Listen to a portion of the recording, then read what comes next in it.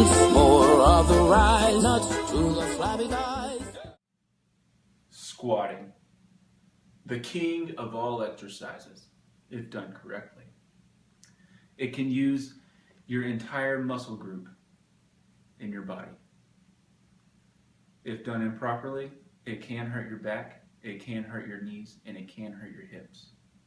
Recently, we took a trip to Haiti, and in Port-au-Prince, where they sell their goods, they all squat.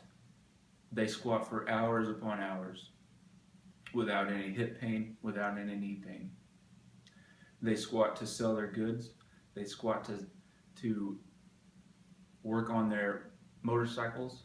They squat for everything. In this video, I'm going to show you the proper way to squat. We live in a generation that uses chairs everywhere, and it has limited our ability to squat properly, and that results in hip pain, back pain, and knee pain. If you're working in the yard, what do? You get on your knees. You don't know how to squat because you sit at a desk for 8 hours a day. Or whenever you were a kid, you grew up sitting at a desk all throughout school. Well, I want to change your mind about squats because they are good for your knees, they're good for your hips, and they're good for your back. Just do it. Squats are a compound movement, which means that it uses joints and muscles, multiple joints, multiple muscle groups. First off, to set up a squat, feet shoulder width apart, just slightly wider than shoulder width apart. You want to turn your feet out just a little bit, because if your feet are in and you try and squat down, your belly and your thighs connect, and we don't want that. We want to squat down all the way. So turn your feet out just a little bit. Now stick your arms out for balance. Squat down and back up. How did I do that? Well, I'm going to take step one. Get your feet placed just slightly wider than shoulder width. And like I said earlier, your toes need to be slightly pointed outward. Have good posture throughout this. That means shoulders back, chest up, head looking straight forward. Now I've heard it said that you want to look up.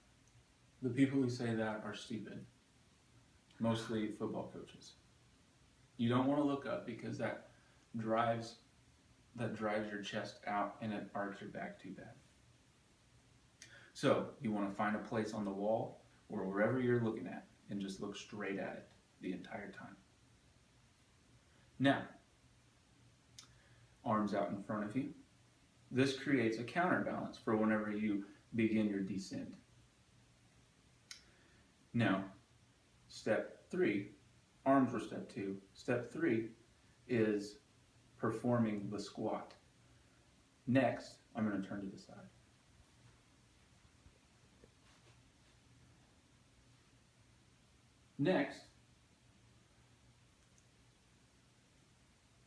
Next, you want to begin your squat, and that starts with popping your butt out, bending at the hips first, until you can't bend anymore, until your knees start to bend, and you want to take it all the way down,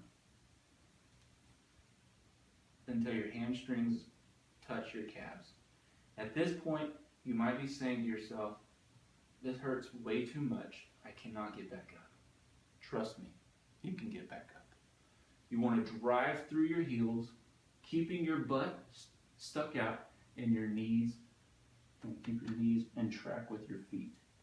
At all times, you want your knees over your toes, almost directly the entire time. Now, driving up with your feet, with your heels, and back up. Squeezing your glutes. Squeezing your glutes takes the pressure off of your lower back. That is how a squat done properly. Common faults and misconceptions about squats. 1, they're bad for your knees. I disagree. They're not bad for your knees. If anything, they help your knees out. They make them healthier. When you're down in the hole, is what we call it. When you're down in the hole, all the weight is on your hamstrings and your glutes, not on your knees. So when you're pressing back up, your hamstrings, when it's flexed, is like this. And any muscle that is flexed, automatically it wants to recoil and push your muscle back out. Whenever you don't go down far enough, so say I go down to this, that is bad for your knees. Because all the weight is on your knees, not anywhere else. The weight pushing the weight back up is on your knees. And that's bad for your knees. That can hurt your knees. Another misconception about squats is not keeping your back and your shoulders straight as having good posture. A lot of the times we like to slump over. Well, that's not good because all the weight is right here and it forces you to either look down or hold the weight up like this, and you have a rounded back, which can hurt your back and your hips.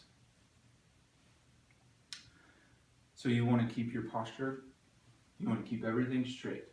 Looking forward, toes slightly out, break at the hips until your knees start to bend, straight back until your hips are parallel with your knees. And then you drive through your heels. Another misconception with squatting is whenever you're squatting, you begin to pull your heels up, which isn't bad, but all your weight is on the toes, on the balls of your feet, and it's easier to lose balance. So how we solve that is, one, stretching it out, getting flexibility in your Achilles tendon. Two, at the gym, we would normally use a 25-pound and 10-pound plate, but at home, we're using canister lids. Place them about shoulder width, put your heels on them, and now perform your squat. Okay.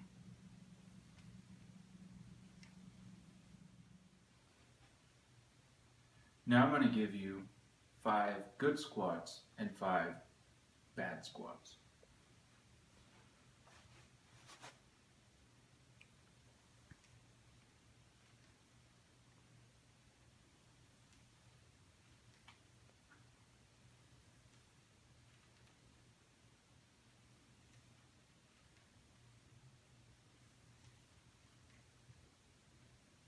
Those are the good, here's the bad.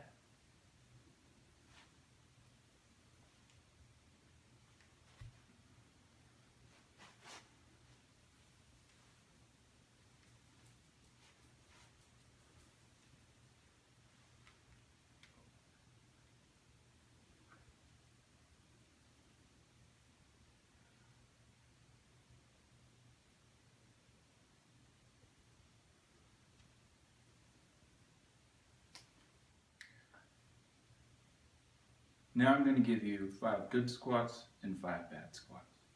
First, the good. My feet are just slightly wider than shoulder width. Pointed a little bit outward. Hands up for counterbalance. Start at the hips.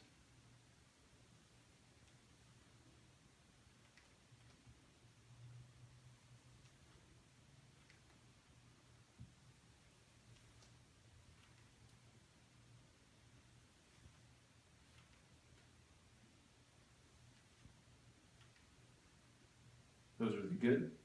Here's the bad.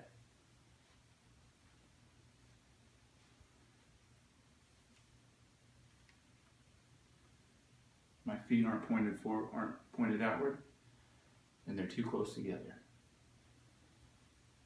You can make the mistake of having them too wide also.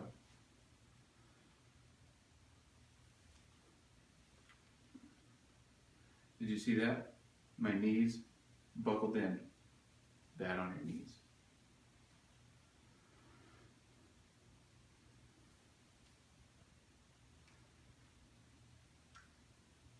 all my weight was on my toes, leaning forward.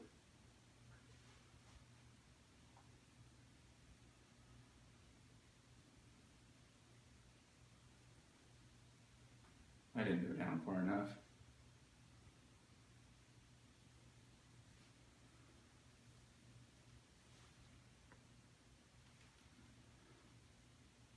The weight drove through my feet, through the balls of my toes, and my weight was too far forward. See the difference? 1, 2.